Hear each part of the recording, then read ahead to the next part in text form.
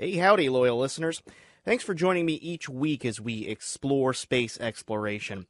You know, Are We There Yet receives funding from listeners just like you. So think about making a contribution to WMFE. That's where we produce this show.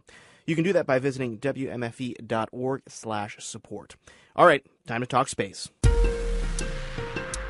From the studios at WMFE in Orlando, Florida, this is the Space Exploration Podcast that asks the question, are we there yet? Hi, I'm Brendan Byrne. Moon Express is a startup company competing for Google's X Prize. That's a prize of at least $15 million to the first private company to make it to the moon. But Moon Express doesn't have their eyes set on just the prize. They want to mine valuable resources on the lunar surface and establish a fuel stop for deep spacecraft exploring the solar system. My next guest is Bob Richards. He's the CEO of Moon Express, and he says that establishing a way to refuel vehicles on the moon is imperative to exploring other spots in deep space, and he's making great progress. One of the challenges he's run into is not how to get to the moon or even working on the moon. The challenge was getting permission to go to the moon.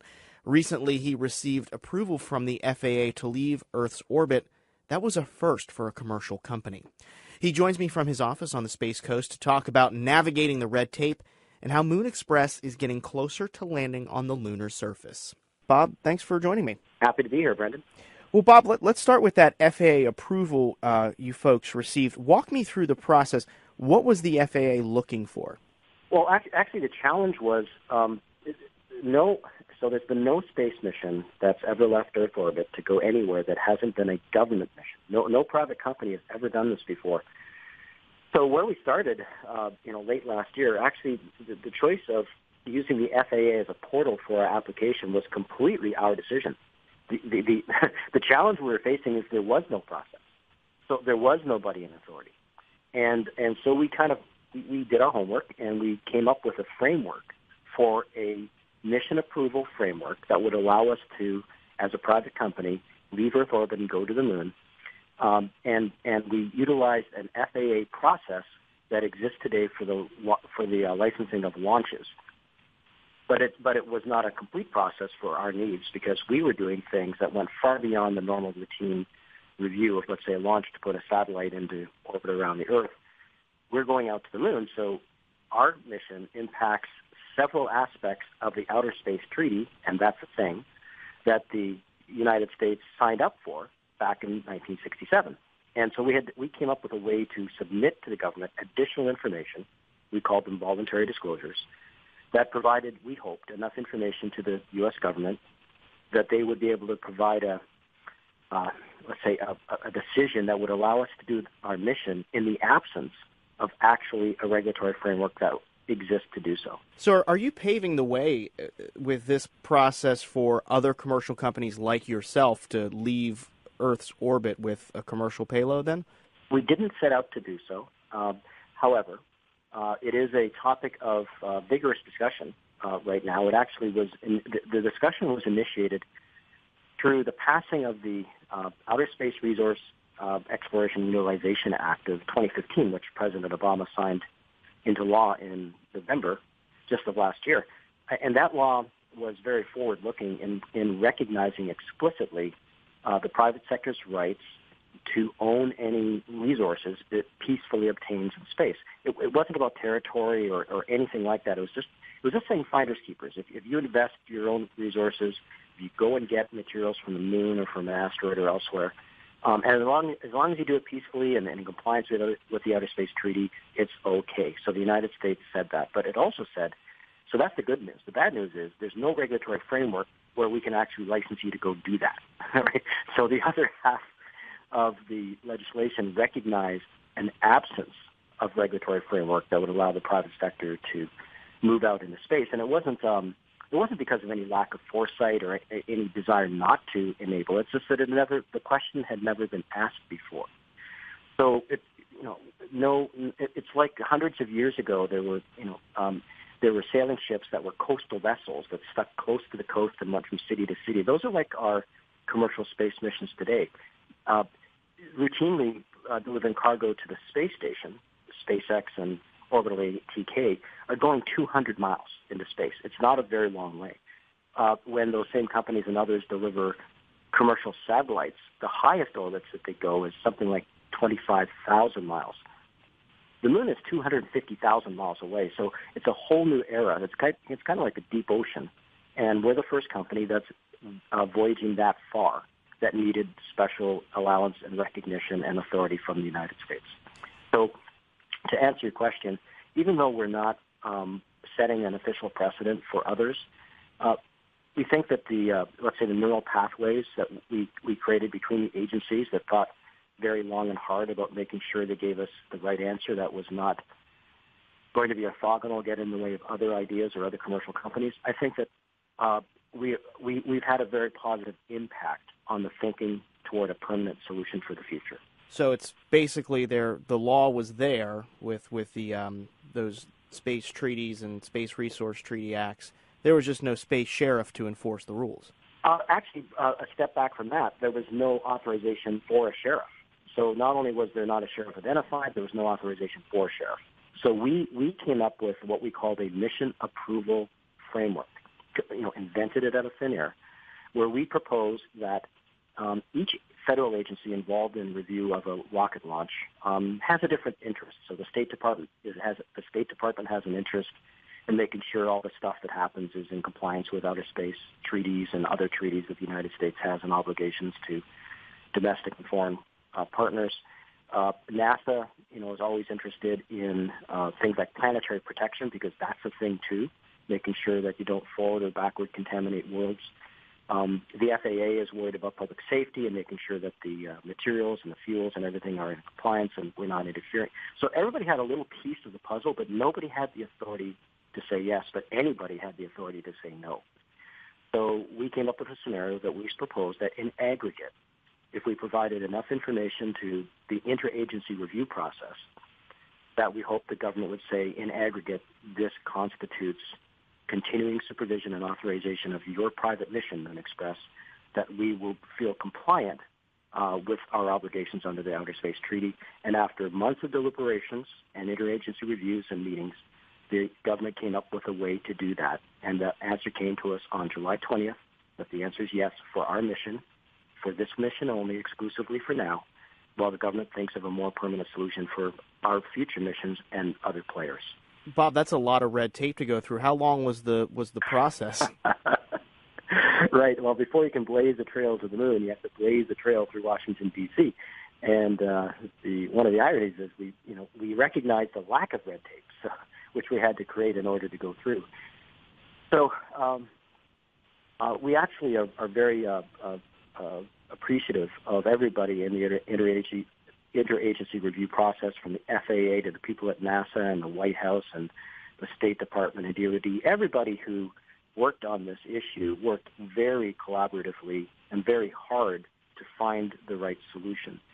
So it took months for this to happen, but in the world of government, when you're creating new policies that impact domestic and foreign policy of the United States, that's a remarkably short period of time, and we're very appreciative that they did that because we need to launch in 2017, and we have a lot of work to do, and we have a lot of money still to raise, even though we've done very well so far, and this green light for our mission gives us the certainty that we can do all the other things that we know how to do, and we won't, let's say, be denied our ability to launch when it comes down to the time to launch.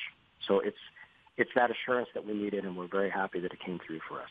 So that FAA approval, a very critical milestone, as you say. Another critical milestone you reached a few weeks or months back was securing that launch contract. Can you tell me about the rocket that you're going to be using to launch MX-1 and Sure. where it's launching from? Absolutely. So last October, I guess, in October 2015, we announced a multi-launch contract with another startup company called Rocket Lab USA that's building a very innovative and low-cost rocket launcher for small satellites. They call it the Electron. It's very innovative. It uses a lot of 3D printing technology for its engines. It uses very light composites. It's a vehicle that is designed from the whiteboard to be reliable and very low cost. Anybody listening to this can go on the website for Rocket Lab and put one of those rockets in a shopping cart for $4.9 million, and you got a rocket. And that's still a lot of money, but that is a very low amount of money for a rocket. So, SpaceX, which is a fantastic company that delivers much larger payloads, their rockets are very low cost in relation to other rocket opportunities out there. But to buy, let's say, a Falcon 9 from SpaceX, you're looking at $50, $60 million, and perhaps more if you need additional things. So it's a very expensive part of the mission proposition of going to the moon.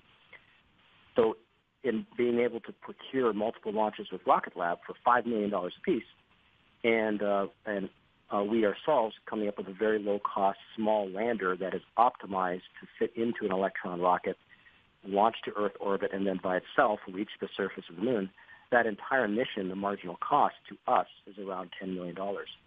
And that's a percent of what a lunar mission prospect would have been, just a few years ago. So it's changing the game, and it's going to open up, kind of democratize access to the moon, collapse the cost. It's kind of like CubeSats did the low Earth orbit. We're collapsing the cost of getting to the moon, and we see a great future for students and researchers to access what was only accessible by superpowers just a few years ago. Yeah, the more that I report on this and look at stuff, I'm starting to see there's reusability, there's the lowering of cost, which is increasing the access to space, which, as you are saying, it's very critical for both your work and also the future of academics and students, and it's really interesting to see how quickly things are progressing. Right. And the most profitable businesses in history are sometimes those that go after the long tail of the market, right? So there's the early kind of low-hanging fruit, but usually high cost or high market value customers that businesses go after. But then there's a really long tail of the market of customers that can't really afford the early entry products. But as the costs of access come down to those products, the market opens up and makes everything much more cost-effective with higher cycle times and lower incremental costs and a much broader market base that's more stable. So that's the market that we're going after, and that's something that's opening up for space exploration just now. That just wasn't possible even 5 years ago. Well, I'll talk to my wife about buying that $4.9 million rocket. I'm sure she'll be real happy about that. I think they'll give you a deal if you buy two. Well, let's talk about the lander you're developing, the MX-1. Tell me about what it's built for. What is it going to do when it gets to the lunar surface? Well, our first version of the MX-1, we've tagged on the MX-1E, because it's been up. So the lander that I think you saw that was flight tested at the Kennedy Space Center at the shuttle landing facility in 2014 and 2015, that lander system design is very innovative. It utilizes hydrogen peroxide as an oxidizer fuel, and that's HTP, H2O2. It's the same chemical that you get in a drugstore to bleach your hair. A little bit more potent, though, when you use it as rocket fuel. And we combine that with RP1, which is a fancy name for rocket-grade kerosene. So between the hydrogen peroxide and the kerosene, we have a very green vehicle, really a steam engine, because the exhaust that comes out of the rockets is just superheated steam. So it's very green and very friendly. And this vehicle has a lot of performance to it, so it's able, as a single-stage spacecraft, that just means it doesn't need a boost stage. Once it is separated from the rocket in low Earth orbit, it's able to make it to the surface of the moon by itself. So it does its own TLI, which is a translunar injection. That just means you hit the gas and you rocket toward the moon. But then you've got to slow down again and hit the brakes. It does that. And then once you're in orbit above the moon, we can go in for the landing. And this spacecraft can do all of that by itself. But it also has to be very smart, because the moon is so far away. It has to be able to make its decisions. It's not going to have a Neil Armstrong piloting it away from boulders when it's close to the surface. It's going to have to make those decisions all by itself. So there's a lot of artificial intelligence built into this spacecraft. It's a robot. It's a robot that can fly in space. That's what it is. And we've optimized that MX-1 vehicle to be able to fit into the Electron. The Electron is a vehicle that has a shroud, the top pointy part of the vehicle, that is, you could almost put your arms around it, so it's not that large. So our vehicle now looks kind of like R2-D2. and we're looking forward to actually unveiling the new configuration of the vehicle sometime in September, when we plan to cut the ribbon on Launch Complex 17 and 18. Now, I've been following this, so I know about this, but unlike R2-D2, the MX doesn't kind of roll around on the surface, right? How does it get around? Yeah, that's a good point. Why crawl when you can fly? So our MX-1 spacecraft flies. So our goal is not just to be the first private company to land on the moon. We also want to be the first private company to launch from the moon. So after landing, we keep a fuel reserve, and we're able to take off again and relocate the spacecraft to another point on the moon. This is a great advantage to our customers. That means we can do one mission to the moon, but visit multiple locations at the moon. And in our first mission, this is one of the requirements of the Google Lunar X Prize. It's a very forward-looking requirement that we're happy to satisfy. Google wants us to take images and video from where we land and from at least 500 meters away. So in our first mission, our primary goal is to land softly. And then after we take a big breath and pop the champagne and do some important activities for our other customers who are flying science and commercial instruments, we'll take off again. And we'll fly another 500 meters, maybe more, depending on how confident we are and how much fuel we have left, to win the mobility part and take home the $20 million Google Lunar X Prize, but also prove that mobility on the moon is achievable with a spacecraft that can fly. Now, that mission is just one small step in this grand plan that you have on the lunar surface, right? You want to look for resources on the moon, and you want to turn it into kind of like a fuel depot, right? Yeah, so yes, the long arc vision of Moon Express is to unlock the value of lunar resources. It's the moon is looking at the moon as an eighth continent of Earth. It's going to be a game changer for our movement into space as a spacefaring species, moving our economic sphere outward, where it currently exists in these geosynchronous satellites we talked about 25,000 miles from the surface of the Earth. That's kind of the bubble of the economic sphere that surrounds the Earth right now, with billions of dollars worth of commerce happening. So we're extending that out to the moon, and it will eventually be extended out to Mars and the asteroids. So it's the moon is really a reservoir of incredible wealth of resources. Why? Because the same asteroids that enriched the Earth in the early bombardment during the formation also enriched the moon. Every crater is a scar of an ancient meteorite, which is really an asteroid impact. So the moon's been accumulating billions and trillions of dollars worth of resources over its surface for a long time. Our goal is to start modestly, landing on the moon, learning how to explore, eventually making our way down to the south pole of the moon over the first few missions. That's where the pay dirt is, because that's where the water is. And the discovery of water on the moon, which is pretty recent, is actually the game changer that makes all of these economics possible. I've referred to water as the oil of the solar system. The hydrogen and oxygen within water forms rocket fuel. It's a very efficient form of rocket fuel. So the moon, in effect, has become a gas station in the sky. And you mentioned fuel depots. That's exactly what we'll need to do as a species, is create fuel depots in space, on the moon, about the moon, in free space, that completely allows us to expand out into space without having to bring all the fuel with us from the surface of the Earth, because that's very expensive to do. And once we have fuel in space, once you've launched into space and you can refuel in space, we're halfway to anywhere. Other than the water on the surface of the moon, what other valuable resources can miners look for when they're there? Yeah, the moon miners. So everything that's on Earth is basically on the moon, but the moon is not exactly like Earth, so it has other stuff too. And some things that we call rare Earth elements, but we call them that because they're rare on Earth, but in some cases they're actually abundant on the moon. They're abundant moon elements. And you can find, you could argue that there's probably more platinum group metals on or near the surface of the moon than all the reserves of Earth. You can talk about helium-3, and a lot of people do, as the economic magic that's going to make it all worthwhile.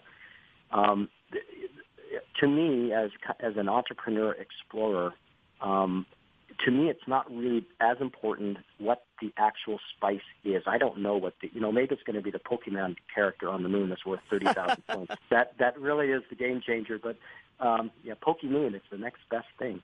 But to me, it doesn't matter what the spice is. The water makes anything economical. So the most valuable thing about the moon may be something we haven't even discovered yet. But just like going to a new land, a new continent, we will discover new things. We know more about the mineralogy of the moon than we probably know about the mineralogy of the Earth if you include the oceans, because it's so well mapped.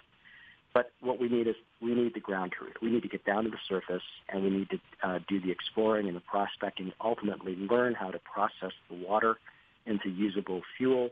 And, we're talking years away, maybe a decade or so away before there's an impactful, let's say, mining operation on the moon, even in its most rudimentary and early stages. In the next few years, we have our work cut out for us just trying to do what only superpowers have done, just reach the surface of the moon, do what we think will be the space equivalent of the 4-minute mile. Nobody thought a human could do it until somebody did it, and then everybody said, I can do that too, and they did.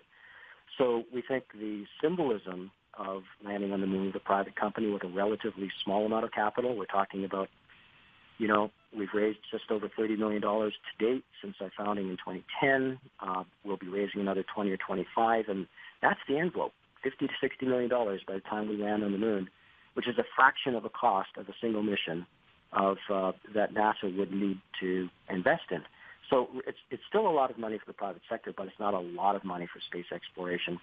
And our marginal cost of doing this mission, as I mentioned, will be around $10 million, and we'll be able to, we believe, provide profitable services to NASA, to private customers, to people who want access to the moon, to have a great business as we grow the business, scale the market, and learn how to provide our robotic services and products and reach for the eventual day that we'll be learning about prospecting and utilizing the resources on the moon. Bob, you recently announced taking over launch complexes 17 and 18 at Cape Canaveral. What's the plan for those launch complexes? I'm so excited about that. So, here we are at Cape Canaveral. I was inspired as a boy. I came down as a little boy on family vacations. I'm Canadian, so we came down from the winter like a lot of Canadians do. I lived in Toronto, so it was a car drive down, and walking around the rocket garden at the Kennedy Space Center, being a child of Apollo, and this set the course of my life. And the honor of being back here at the Kennedy Space Center, Cape Canaveral, being partnered with those organizations and being able to utilize these facilities for my company is just a dream come true. So we are standing on the shoulders of giants in our partnership with NASA and our partnership with the Air Force that allows us to the facilities at Cape Canaveral.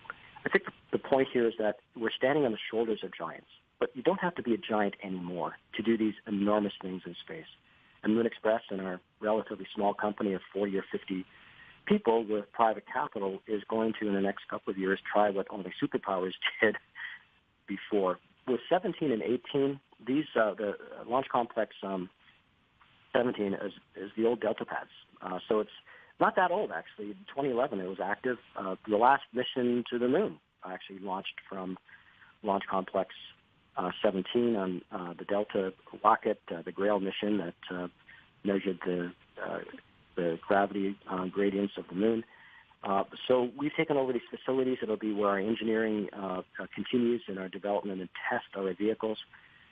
We don't have any short-term plans to, let's say, launch anything from Cape Canaveral, but our space vehicle itself is a small launcher because it has to launch from orbit to the moon. It has to take off again from the moon. So this gives us a lot of territory within an environment where people understand rockets.